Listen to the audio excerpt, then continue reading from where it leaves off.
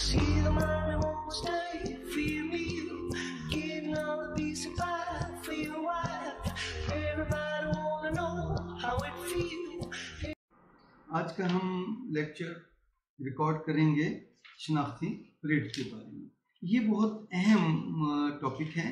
और इसकी तफसील जो है वो बाज़ बात मुख्तलिफ जगहों पे आपको नहीं मिलती, लेकिन ये शनाख्त परेड एक इंतहाई अहम सब्जेक्ट है। इसको हम दो किस्तों में करेंगे। आज की किस्त में हम करेंगे कि शनाख्त परेड कब कराई जाती है, इसकी कानूनी अहमियत क्या है और इसके बारे में कानूनी प्रोविजंस क्या है कि जिन दफ़ात के तहत ये कराई जाती है और इनकी जो है वो एविडेंशरी वैल्यू क्या है और इसका तरीक़ेकार क्या है। दूसरे हिस्से में कल की जो किस्त हम करेंगे उसमें हम करेंगे कि शनाख्त परेड से मुतल्लिक अहम तरीन सुप्रीम कोर्ट और हाई कोर्ट का केस लॉ क्या है और उन केस लॉ में उन्होंने किन पॉइंट्स पर शनाख्ती परेड की अहमियत को फोकियत दी है और किन पॉइंट्स पर कहा है कि अगर इन हालात में शनाख्ती परेड हो तो उसकी कोई कानूनी अहमियत नहीं है। और हम दूसरी किस्त में ये भी करेंगे कि शनाख्ती परेड की जो आपको आपके केस में जो शनाख्ती परेड है उसकी उसमें आप कैसे डिफेक्ट ढूंढेंगे और अगर आप क्रॉस एग्जामिनेशन करते हैं शनाख्ती परेड के गवाहान को या मजिस्ट्रेट को जिसने वो शनाख्ती परेड करवाई है, ये दो ही लोग रेलिवेंट होते हैं, तो उसमें क्या डिफेक्ट है आप क्रॉस एग्जामिनेशन में उनसे क्या सवाल करके क्या चीज़ उगलवा सकते हैं कि आप शनाख्ती परेड की अहमियत को ख़त्म कर दें। और अगर आप कंप्लेनेंट के वकील हैं तो फिर आपको गवाहों को क्या समझाएं कि आपकी शनाख्ती परेड की अहमियत कम ना हो या ख़त्म ना हो। तो पहला जो इसमें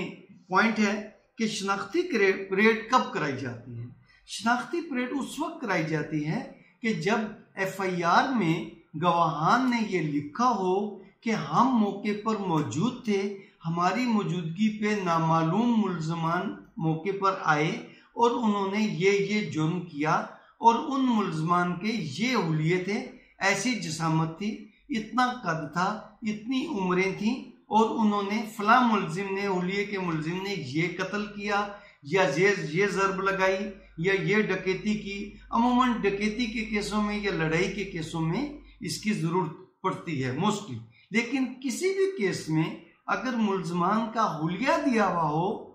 और उनके नाम न जानते हों वो पहले से गवाहान, तो फिर शनाख्त परेड कराना ज़रूरी है। लेकिन अब इसकी एक और सूरत भी होती है कि मौके पे गवाहान या मुस्तगीज़ मौजूद नहीं होता,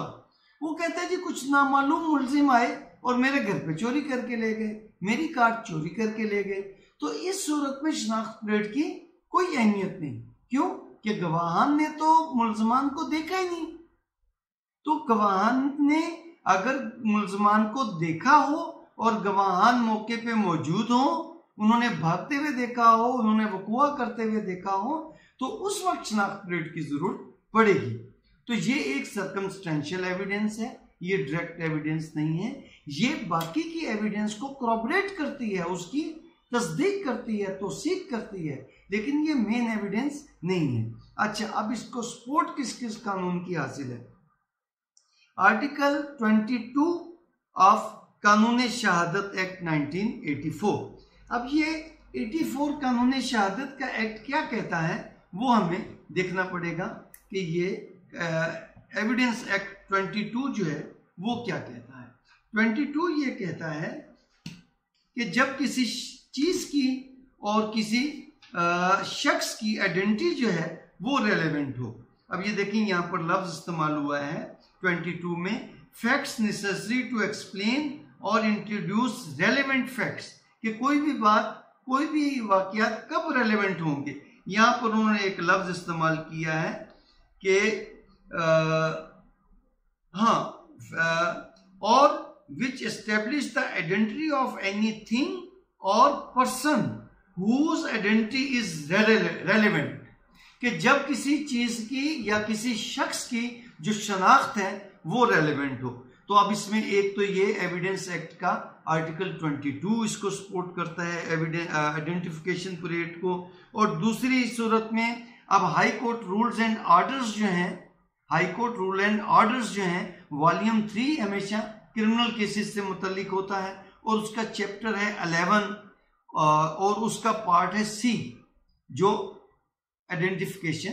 परेड को एक्सप्लेन करता है। अब हम इसको देख लेते हैं कि इसमें क्या कहा गया है। इसमें यह कहा गया है volume 3 chapter 11 part C. Part C कहता है आइडेंटिफिकेशन परेड्स,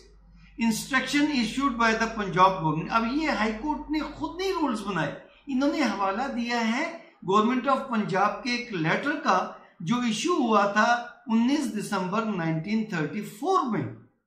पाकिस्तान बनने से पहले, और वही अब तक चला आ रहा है। वही इंस्ट्रक्शंस जो गवर्नमेंट ऑफ पंजाब ने डिस्ट्रिक्ट मजिस्ट्रेट्स को दी थी पंजाब के कि वो तमाम मजिस्ट्रेट्स जो हैं जो आइडेंटिफिकेशन कराएंगे वो इन बातों का ख्याल रखेंगे आइडेंटिफिकेशन पर। तो इसमें लेटर का नंबर दिया है 6091-J-36/39829 H-जुडिशियल डेटेड 19 दिसंबर 1936। अब उसमें क्या कहा, 1 में ये कहा कि लिस्ट ऑफ ऑल पर्सन्स, जो के उसमें गवाहान की लिस्ट दी जाएगी जो कि मुल्जमान को शनाख्त करेंगे। फिर उन्होंने कहा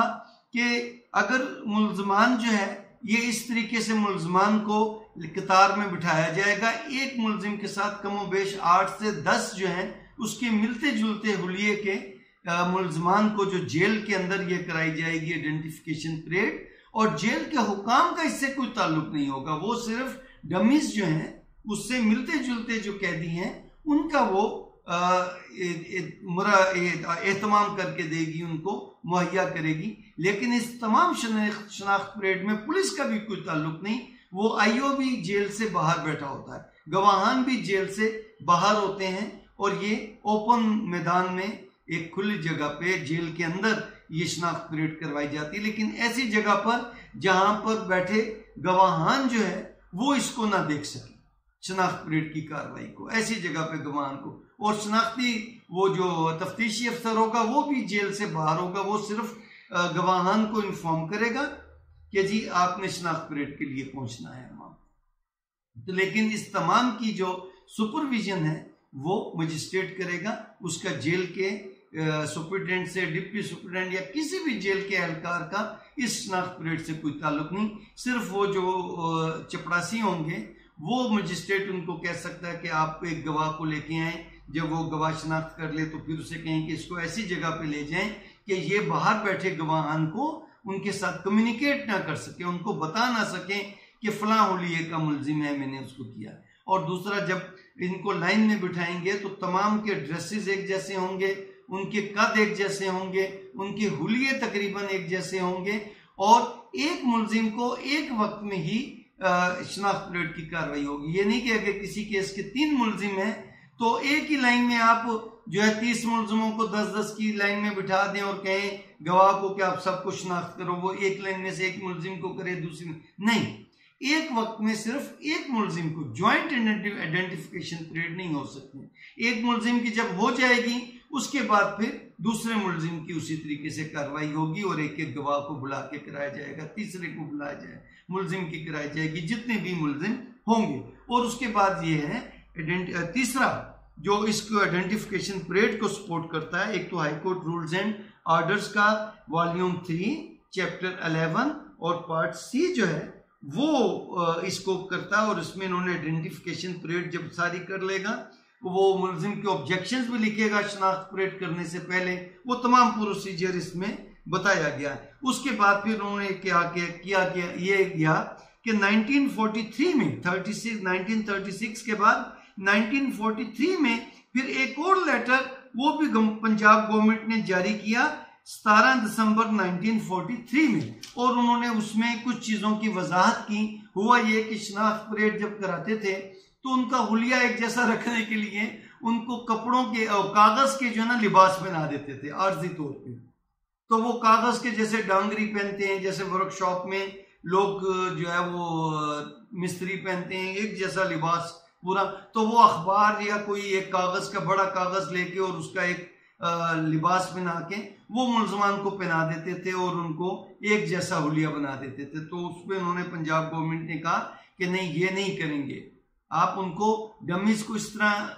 का कपड़े का लिबास पहना के नहीं, बल्कि वो जो ड्रेस जिस किस्म का उन्होंने वकूए के वक्त पहना हुआ था वो पहनेंगे। फिर ये भी इंस्ट्रक्शंस दी गई कि मुलजिम जो होगा उसको हथकड़ी नहीं लगी हुई होगी या उसको बेड़ियां नहीं लगी हुई। जेल में अगर बेड़ियां लगा देते हैं कि अगर मुलजिम कोई उधम वगैरह मचाए, लेकिन जब शनाख्त परेड होगी तो उसकी बेड़ियां खोल दी जाएंगी। तो ये 1936 में पंजाब गवर्नमेंट ने ये ऑर्डर किया था और दूसरा लेटर जारी किया था और दूसरा लेटर 1943 में जारी किया था। हाई कोर्ट ने खुद कोई इंस्ट्रक्शंस नहीं, बल्कि यही जो इंस्ट्रक्शंस हैं इनको उन्होंने आइडेंटिफिकेशन का एक चैप्टर पार्ट बना के चैप्टर 11 में, और ये तमाम इंस्ट्रक्शंस जो गवर्नमेंट ने जारी की थी वो दे दी गई। अब उसके बाद इसको मजीद तीसरी सपोर्ट मिलती है पुलिस रूल्स से। पुलिस रूल्स में बकायदा उन्होंने 1934 के जो पुलिस रूल्स बनाए, उन्होंने बकायदा 26.32 चैप्टर 26 है और उसका रूल 32 है, जो तमाम डिटेल से बताता है कि आइडेंटिफिकेशन ऑफ सस्पेक्ट्स जो है वो कैसे कराई जाएगी। कि जेल में अपना मजिस्ट्रेट जो है वो उसको सुपरवाइज करेगा और 8 से 9 जो है पर एक्यूज्ड डमीज होंगी, तो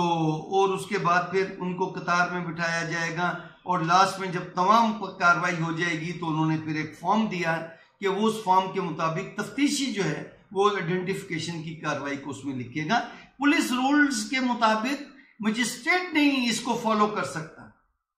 ये पुलिस ने एहतमाम करना है। पुलिस के लिए ये कहा गया है कि आप ये चीजें होनी चाहिए, लेकिन अब मजिस्ट्रेट ने अगर फॉलो करना है तो वो इसका प्रोसीजर फॉलो कर सकता है, लेकिन ये पुलिस रूल्स मजिस्ट्रेट पे बाइंडिंग नहीं है। मजिस्ट्रेट पे क्या बाइंडिंग है? मजिस्ट्रेट पे high court rules and orders की जो तरीकेकार दिया गया उसमें गो के हाई कोर्ट का अपना नहीं है वजह करदा, उन्होंने भी गवर्नमेंट ऑफ पंजाब के लेटर्स में जो तरीकेकार दिया गया है उसको उन्होंने दे दिया। लेकिन मजिस्ट्रेट क्योंकि एक जुडिशियल ऑर्गन है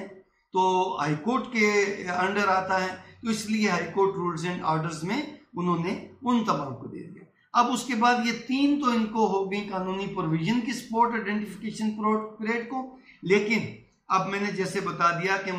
गवाहान अगर FIR में लिखवा दें या बाद में ततीमा बयान के जरिए लिखवा दें कि हम मौके पे मौजूद थे और ये मुलजमान का हुलिया था, तो फिर उनको जो है हमने देखा है उनका ये हुलिया था, तो तब शनाख्त परेड कराई जाएगी। और इसके अलावा ये इसकी जो वैल्यू होगी वो होगी उसकी जो गवाहान ने बयान दिए, शनाख्त किया नहीं किया तो किस तरीके से किया, तो वो तमाम की एविडेंशियरी वैल्यू जो है वो मेन जो एविडेंस होगी, डायरेक्ट एविडेंस जो होगी, उनको ये सपोर्ट करेगी। इसकी बुनियाद पर सजा नहीं दी जा सकती। ये इंडिपेंडेंट एविडेंस नहीं है, ये कोरॉबोरेटिव एविडेंस है, ये मेन एविडेंस को सपोर्ट करती है। ठीक, उसके बाद तरीकेकार क्या है कि जब भी किसी मुलजिम को पुलिस गिरफ्तार करती है इस शक की बुनियाद पर कि इसका इस मुकदमे से कोई ताल्लुक हो सकता है, तो गिरफ्तारी के फौरन बाद वो तफ्तीश नहीं करेगी, उसको फौरी तौर पर जेल भिजवा देगी और गिरफ्तारी के फौरन बाद उसको कहेगी कि अपना चेहरा ढांप के रखो। हवालात में भी अगर रखेंगे, अगर तो डायरेक्ट मजिस्ट्रेट के पास ले जाने का टाइम है तो उसको डायरेक्ट मजिस्ट्रेट के पास ले जाएंगे और उसे कहेंगे जिसको जेल भिजवा दें। और जब वो थाने से उसको या किसी भी जगह से उसको मजिस्ट्रेट के पास पेश करेंगे तो मुलजिम से कहेंगे अपना चेहरा ढांप के रखो, और जेल तक पहुंचा के आएंगे तो उसका चेहरा ढांप के रखेंगे। और गिरफ्तारी के फौरन बाद जितनी जल्दी हो सके शनाख्त परेड की कार्रवाई करनी चाहिए। तो ये आईओ दरखास्त देगा इलाका मजिस्ट्रेट को कि जनाब शनाख्ती परेड का कोई टाइम फिक्स करें या आप खुद करें या किसी को डिप्यूट करें। तो जितनी शनाख्त परेड की प्रोसीडिंग में देर होगी तो उतनी उसकी अहमियत खत्म होती चली जाएगी। और उसके बाद फिर जो गवाहान होंगे जिन्होंने देखा होगा मुलजिम को, उनको बुलाया जाएगा और उनको जेल के बाहर रखा जाएगा। एक एक करके गवाह को बुलाएंगे, उसका बयान लिखिएगा शनाख्त से पहले कि हाँ आपने ये वकूआ देखा था और आपने ये हुलिया किया था, जाएं अब आप ये लाइन में मुलजिम को पहचानें। और फिर जब वो पहचानेगा तो उसके सर पे हाथ रखेगा और ये बताएगा कि ये मुलजिम है और इस मुलजिम ने वकूअ के वक्त ये हरकत की थी, ये जुर्म किया था। अगर वो साथ उसका रोल नहीं बताता वकूअ में तो उसकी एविडेंस की वैल्यू खत्म हो जाएगी। उसके बाद है कि जेल में खुली जगह पे और जो शनाख्त करके चला जाए उनको अलग जगह पे रखना है और उनको बाहर नहीं भेजना है जब तक तमाम गवाह कार्रवाई पूरी नहीं हो जाती, और एक एक करके गवाह को बुलाना है और ये हो जाए। और उसके बाद फिर आ जाएगा कि मुलजिम अगर गवाह की परेड से पहले मुलजिम से बयान लेंगे। अगर वो कोई एतराज़ात करता है कि जी मुझे तो जेल थाने में पुलिस ने दिखा दिया था गवाहान को, और या मुझे जनाब ये एतराज़ात हैं और ये शनाख्त परेड सही नहीं है या ये हुलिये सही नहीं है मुलजमान के जो मेरे साथ बिठाए गए हैं, तो जितने भी मुलजिम वो करेगा, अगर तो उनमें से कोई ऑब्जेक्शन दूर होने वाला हो सके तो दूर कर देगा। जैसे उन्हें कहेगा कि मजीद डमीज लाओ और उनमें से बिठाएंगे कि वाकई इनके हुलिये नहीं, एक का कद 5 फुट है, एक का कद 8 फुट है, मुलजिम के कद से वो मुताबिकत नहीं रखते, हुलिये मुताबिकत नहीं रखते, एक बहुत मोटा आदमी है और मुलजिम तो बिल्कुल स्लिम आदमी है, मुलजिम काला कलूटा है या गोरा चिट्टा है और बाकी के मुलजिम जो है सांवले कलर के हैं, वो कहेंगे एक जैसे हुलिये के 8 से 10 बंदे मुहैया करो ताकि मुलजिम जो है वो गवाह को पहचानने में एक जैसे हुलिये में उसको फिर एग्जैक्ट पहचाने। उसके बाद है कि जब वो मैंने बता दिया कि जब वो बयान वो कर लेगा शनाख्त तो फिर उसके बाद भी उसका बयान होगा, और ये बयान बरहलफ नहीं होगा, 161 के तहत ही होगा, या वो 161 के तहत ना भी हो तो वो मजिस्ट्रेट की जो है ना जुडिशल कार्रवाई में वो उनके बयान लिखेगा, लेकिन बरहलफ नहीं होगा, क्योंकि बरहलफ जो बयान होता है फिर उस पर क्रॉस एग्जामिनेशन लाजमी हो जाती है। और उसके बाद जेल हुकाम का कोई बयान नहीं लिखेंगे, जेल हुकाम को सिर्फ वो मुतला करेगा, और जेल हुकाम को तो पहले ही लेटर पहुंच जाता है कि आज शनाख्त परेड होनी है, और उनको हथकड़ी और बेड़ियां भी मुलजिम को नहीं लगी होंगी। और उसके बाद ये हो जाता है, ये तमाम कार्रवाई लिख के, और उसके बाद फिर मजिस्ट्रेट आखिर में अपनी पूरी रिपोर्ट लिखता है कि मैंने इस हुक्म के तहत आज मैं इतने बजे जेल पहुंचा हूँ, जेल हुकाम को मैंने कहा है कि मुलजिम को और उसके डमीज जो हैं मिलते जुलते जो उसके बाकी कैदी हैं उनको प्रोवाइड करें, फिर खुली जगह पे एहतमाम किया। फिर उसके बाद मैंने मुलजिम के एतराज़ात लिखे, फिर उसके बाद मैंने एक एक करके गवाहान को बुलाया और उन गवाहान ने जो बयान दिया वो मैंने बयान रिकॉर्ड किए, और मैंने अपनी पूरी ईमानदारी से और अपनी पूरी गैर जानिबदारी से मैंने शनाख्त परेड जो है वो कंडक्ट की है। तो ये रिपोर्ट लिख के और ये रिपोर्ट वो ट्रायल कोर्ट को भिजवा देगा, उसकी एक कॉपी जो है वो पुलिस फाइल में भी लग जाएगी, और उसको फिर वो तफ्तीशी अफसर अपनी जिम्मेदारियों में लिख देगा। अब ये पहली किस्त तो खत्म हुई कि क्या तरीक़ेकार है, किन हालात में कराई जाती है। अब हम अगले किस्त में हम करेंगे कि इससे मुताल्लिक केस ला क्या है हाई कोर्ट का, सुप्रीम कोर्ट का, और वो किन किन पॉइंट्स पे उन्होंने शनाख्त परेड को तस्लीम किया है और या शनाख्त परेड को रिजेक्ट किया। और उसके बाद फिर हम देखेंगे कि एक वकील जो है क्रॉस एग्जामिनेशन के गवाहान को, मजिस्ट्रेट और गवाहान को किस तरीके से क्रॉस एग्जामिनेशन करेंगे, और अगर कंप्लेनेंट के वकील हैं तो वो उनको किस तरीके से तैयार कराएंगे कि वो उनकी एविडेंस वैल्यू खत्म ना हो, या अगर मुलजिम का वकील है तो उनकी एविडेंस वैल्यू खत्म हो जाए। तो हमारे चैनल को जरूर सब्सक्राइब कीजिएगा और अपने कमेंट्स